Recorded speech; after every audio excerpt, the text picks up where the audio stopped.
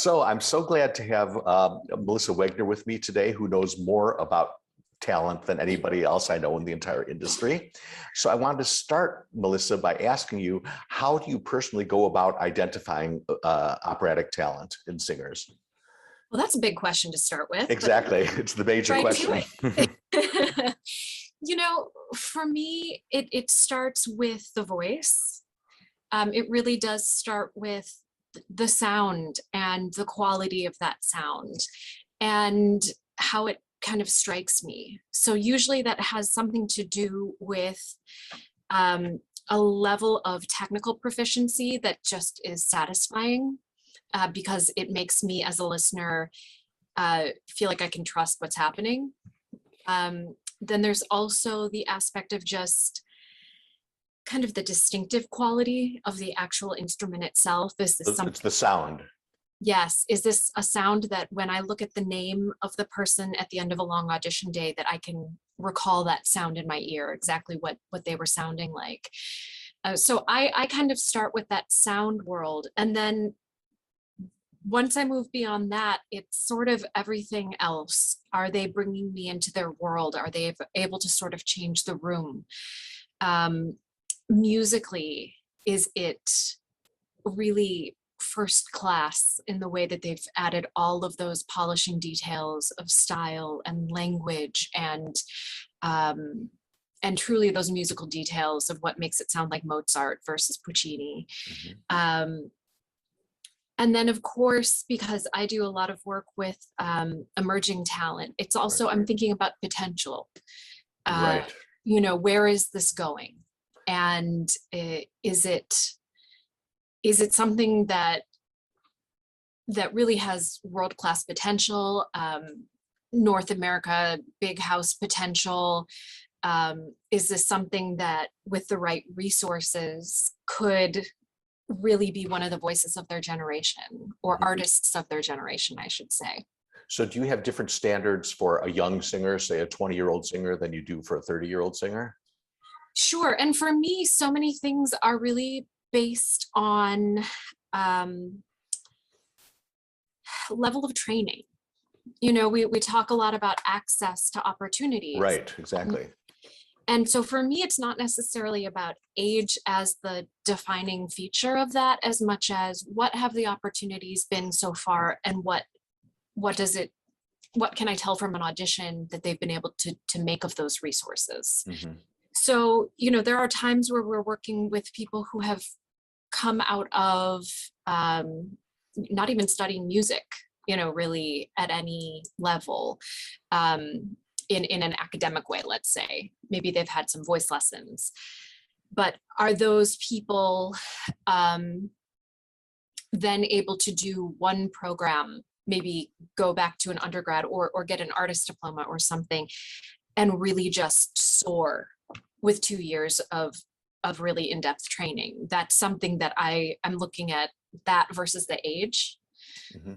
Also, sometimes people have, let's say, a gap in their resume, and something like that would have to do with, you know, did they have to leave because of financial reasons, because of life reasons, like mm-hmm. family, caretaking? Right. Exactly. None of that is a disqualifier for me. It's just information that shows maybe why they might be at one place at age 27 versus another 27-year-old who didn't have to take that time away. Mm-hmm.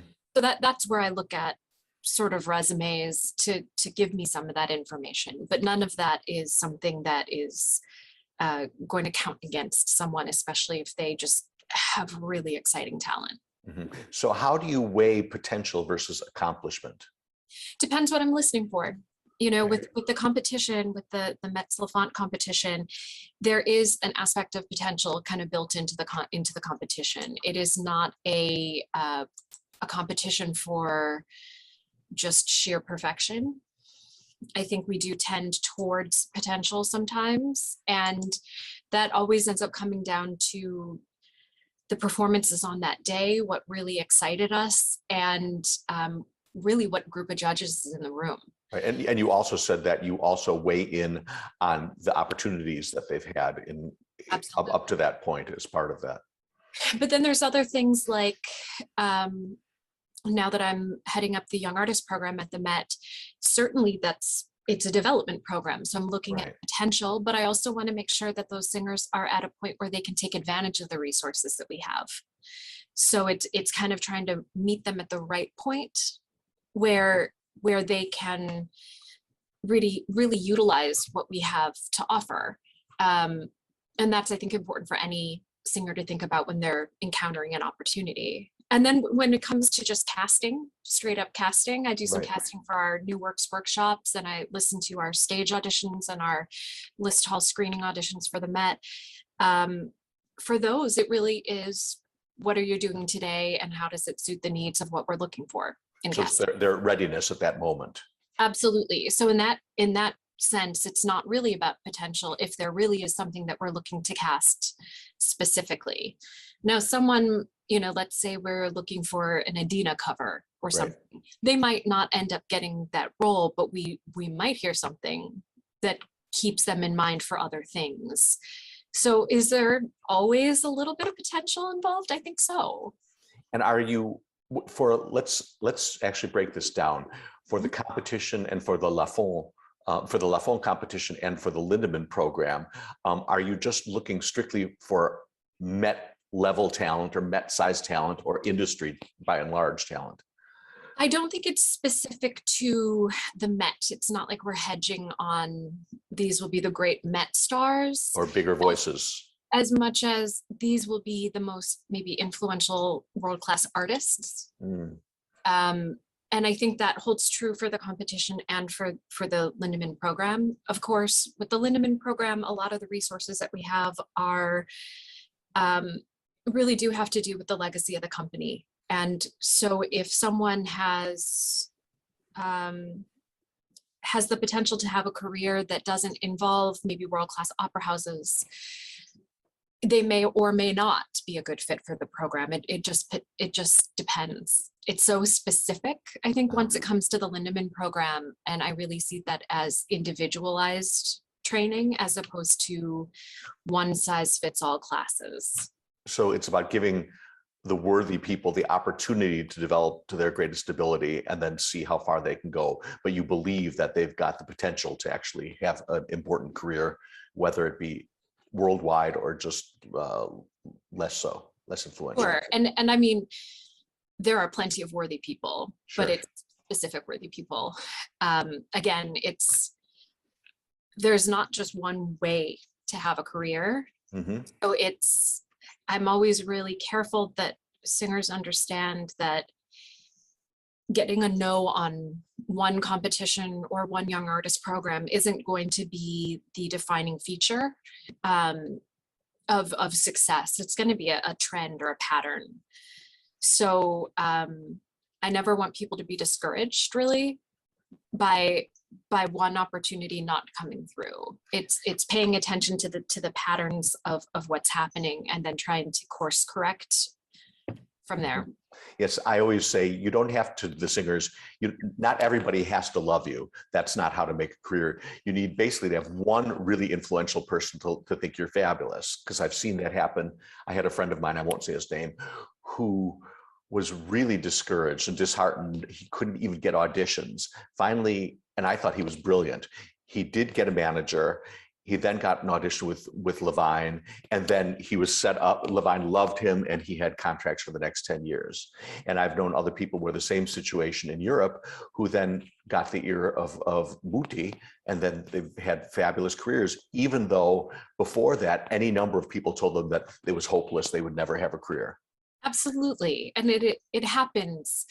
I think it really has to do with your own belief in yourself. That's right. It has to do with your own sense of worthiness, not being tied to other people's opinions. I think it also has to do with your relationship to art, to music, and how you keep that renewed and inspired so that you're able to come to the art form really with that part of this as well, which I think we talk about less. Yes, you're right. Is how to kind of keep that relationship between the artist and the art Mhm. really invigorated, because No, that's really what's going to inspire not only the people who can hire you, but of course the audiences. mhm. I really appreciate, I think we all owe a debt of gratitude to Renee Fleming, because she's the first person in her autobiography to have actually addressed the issues of naysayers. As she was on her way up, all the people who said, you don't have the talent, you'll never get anywhere, and that how she dealt with that. In the past decades and centuries, people would always say, I had the talent, I've never had a technical problem, and everyone realized it immediately, which I think was a bunch of lies. But they were trying to develop a mythology about themselves. But Renee, I think, has always been brutally honest with herself and is willing to share that with people. And Joyce is another one, because I remember her telling a number of stories about competitions that she had lost, that she couldn't get the first step, and judges who told her to forget it. But she, as you said, she had the belief in herself and the relationship with the music that she felt that she had to carry on. It's an interesting balance. It's perseverance and it's vulnerability. Mhm. And it's hard to sometimes go to that vulnerable place that we sort of require of artists at different levels, and the ways that we expect them to be vulnerable, but the ways we expect them to be strong and confident. It can be confusing, I think, especially for emerging talent, how to find and strike that balance. But then that also has to be in, in concert with this perseverance and dedication to, of course, the art, but if the career part of it is important, which means it's more than a hobby, then that's that perseverance of continuing to put yourself in front of people and try to get hired. Mhm. Yes, and had to have to make opportunities for yourself to actually make music Absolutely. and express yourself. So part of it, I think, is well, tell me if you disagree, is a person's belief that they have something to contribute. Absolutely. And that's, I think that's really key in all aspects of life, but in this, it's what there have been how many hundreds, thousands of people who have sung the role of Susanna since its composition. Mhm. And it's the same music. It's the same notes. It's the same pitches. It's sometimes very similar staging. But the thing that makes it different and special is the belief of that artist that they're bringing their unique self to it. Mhm.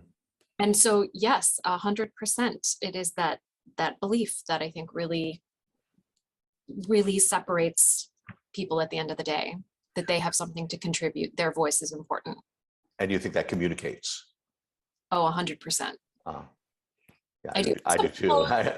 Some people, they might not have felt they had a great audition, but it carried through. Mhm. So it's not necessarily like emotion specific in the moment. I think that there is a bit of a practice to that. Mhm. Yes, actually, it was quite a while ago. I played an audition for a bass who cracked on his high note and stopped and said, "I'm sorry for wasting your time," and left the room. And he got home, and there was a message on those of days of answering machines, on his answering machine saying, offering him the role. Mhm. And he called me and said, "Do you have the right person?" And they said, "Yes, we know you cracked on your E flat, but the roll doesn't go up to an E flat. It only goes up to a D flat, and you were fine there. And we believe that you're the right guy for the role." So there you go. You just never know. Absolutely. And it's difficult because it is such a high stakes art form. It is competitive. There are way more people who are highly trained in this industry than there are jobs. Right. So it's extremely competitive. And it is also virtuosic. Mhm. So people are really finely tuning these details that separate Right. sort of this group from this group in terms of who's going to move forward. And so perfectionism comes into it. People are striving to be their best. And yet at a certain point, you do have to, sometimes that does I think it's working towards that in the practice room that makes a difference. Right. But we can at times tell if you've cracked on a high note, if you still have the goods. Right. And that's where it's helpful that those of us on the other side of the table have listened to thousands of auditions. Right. Thousands, certainly within a regular season, hundreds. And some of us, it is thousands. Yeah, exactly. Thousands. So you have a context. Hours. Yeah, a context. Yes, I remember I was on the Met quiz one day and we were identifying singers singing the Nile scene from Aida. And there was a singer, I was sure it was Zinka Milanov, but then she cracked on the high C and I said, there's no way that was Zinka Milanov. And of course it was Zinka Milanov. And so it proves that even the greats are not perfect. Absolutely. So there's one thing that I actually wanted to touch on, which I think is important that you did, that you didn't mention, but I'm curious to see your feeling about this. We've not talked about the role of charisma and what I call radiance in a performer. These are sort of intangibles. Yeah, and it is intangible. I think that some people can say that those are things that can't be taught. I think they are things that can be released or can be allowed. Right. Sort of uncovered. You're right. And some people just have never had them covered up. So again, that's opportunity. It's some things that you have to unblock. I think so. But I do also think that people have it in varying levels naturally. There are some people that they just don't have the same kind of level of charisma or personality that shines through naturally. That's the same way with just human beings. Also, exactly. We connect to different kinds of charisma or personality, and we read certain things as more authentic than others. So there is probably more work to be done to kind of chisel away at that. But it certainly is part of when I say things that kind of change the room or leave a lasting impact, that is part of what I'm talking about there, is just that sort of level of the performer able to connect. What I always try and do is give qualified people, give themselves permission to go out on a limb and try things that that they think may not be acceptable or tasteful, but go all the way with their convictions. Absolutely. I like I said, the word for me a lot of the time is allowing. Yes. It's really, and I find that in a vocal technique place as well, there's just sometimes it's not about doing or being or doing or creating. It's more about being and allowing. Yes, because I think a lot of conservatory training, for example, is about diminishing that allowance, people inhibiting being told what they can't do or should not do for various reasons, instead of giving themselves permission to actually be the artists that they can potentially be. It can go that way, certainly. And I think there is a bit of tradition of instruction that singers are now empowered to kind of speak up for themselves against. And I think that's important. It's important. You mean abusive teachers? Is that what you're saying? I even think certainly people should speak up about abusive situations. That's a definite, even though it can be very difficult when there's perceived power differentials or actual power differentials. But really just things about the way that you would like to be spoken to, the way in which you'd like to be engaged with, the way in which you learn best. And I think that as we have more of those conversations, it's easier for let's say students, and that means anyone who is studying this craft, not necessarily someone who is in an academic program, but any student instructor relationship, to be able to say what works for them up front. It's really good. I don't respond well to consistent negative feedback. Or I don't accept comments about my physical body unless they are adhered to in this way. I think that's really important to be able to define some boundaries, but these discussions are, I think, in an early stage. Yeah, Yes, I had a student once, this is sort of, well, this won't surprise you, who said to me that she responds best to abusive older men. And she said, so, and my response to this was, I think you should work with someone else then and spend your money on a therapist. I mean, they knew what they needed and they were able to articulate They were definitely able to articulate it. And I was able to say, I'm not that guy. well, and that's the thing. And I mean, that's a very specific case, but I also think, you know, when people know, also it kind of cuts the other way, that if they're a person who wants to really deal more with technical information, let's say anatomical, physiological information, and less with metaphors. That's really helpful information if I'm trying to figure out who might be a good match as a voice teacher. Right. If it's someone who knows that they like to have a really warm rapport with the person they're working with, and they don't mind a little bit of chatter and getting to know you kind of conversation, then that's helpful to know, because some people really see every minute of a coaching as a dollar sign because they've been working and saving so much money to try and get this information, that 10 minutes of chatter just doesn't sit well with them. They want to walk in, they have their list of what they want to accomplish and they want to do it. So it's a little bit of personality types, a little bit of communicating, just working styles, I guess. And talking about technique, I don't know how you feel about this, but I always try and emphasize that the goal of any performance is communication. And technique is a means to be able to communicate what you have to say about about the piece and about yourself and about the character.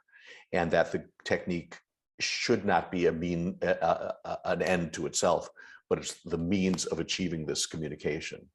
Absolutely. I think for me, you really summed it up. I don't think I can add anything to that. And for me, it's communication, but also connection. Yes, exactly. That's kind of different ways of saying a similar thing, but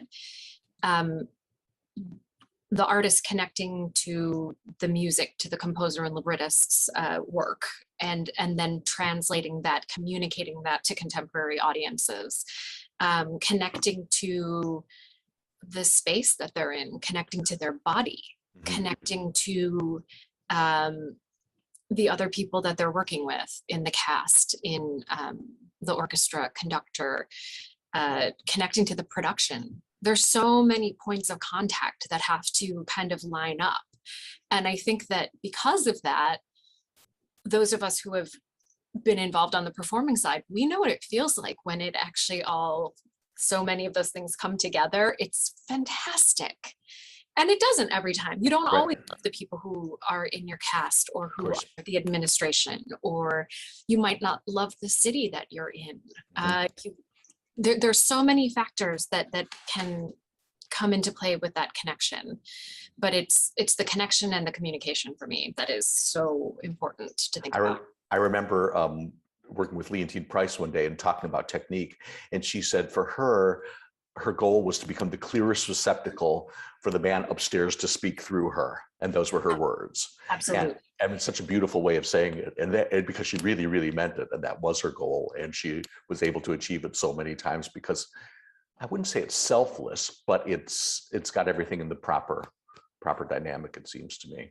Absolutely, and that's why I think technical work is so important, especially a bit early on in let's just to speak about singers, in a singer's work, because once you start to understand how much that technical security can allow you to have the freedom to communicate your ideas, that changes your relationship with technique, because it's not about just making it sound a certain way.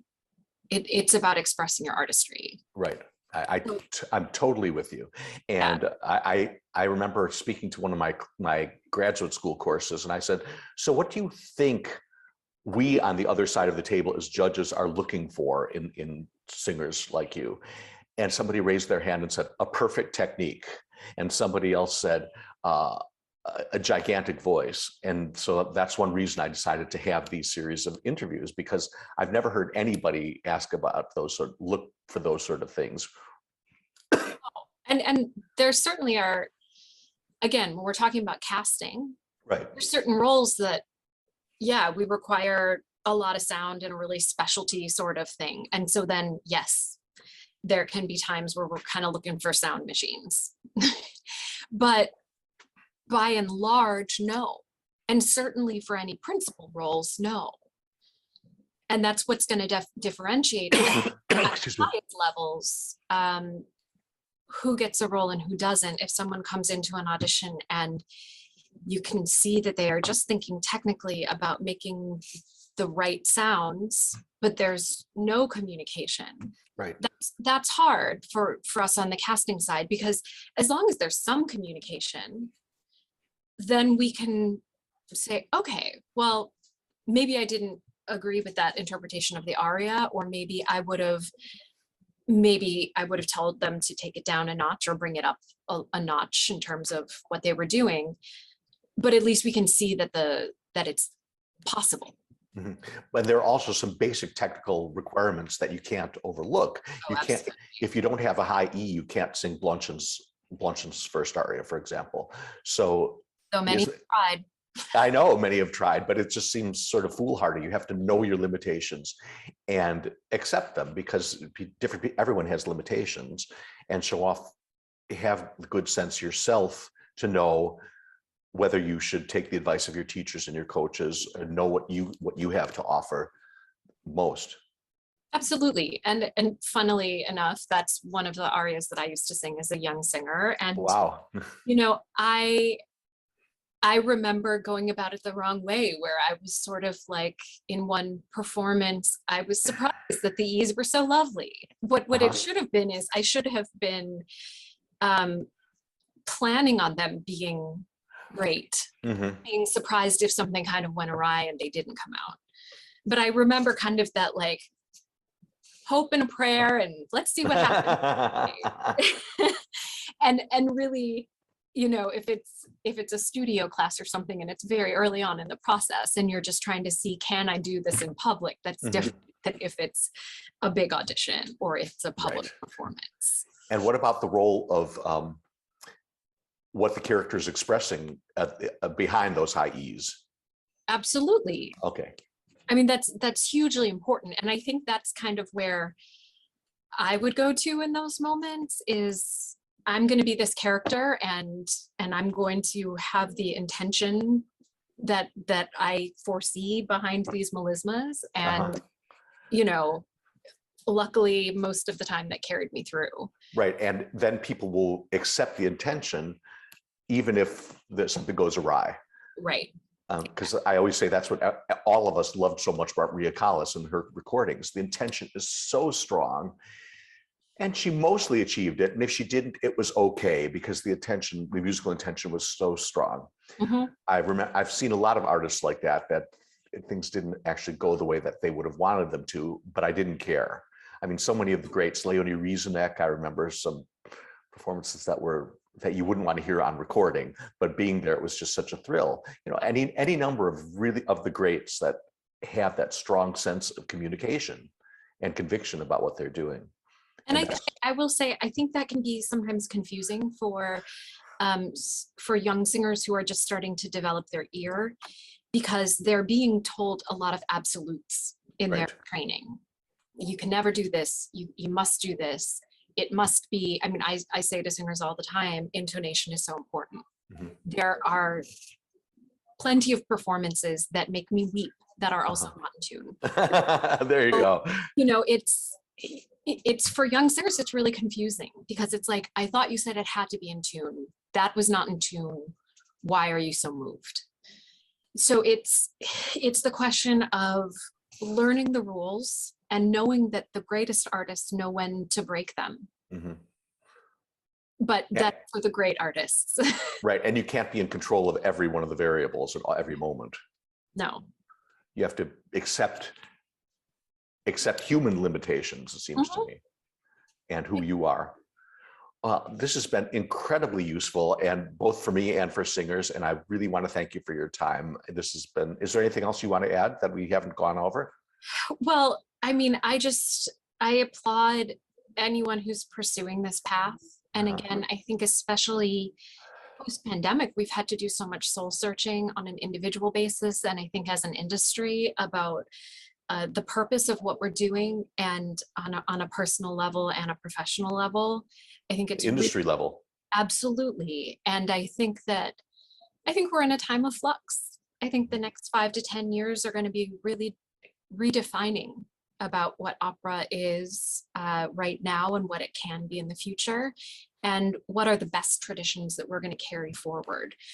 So it's I can't think of any aspect of the industry that isn't coming to some real sort of inflection points in defining who we are.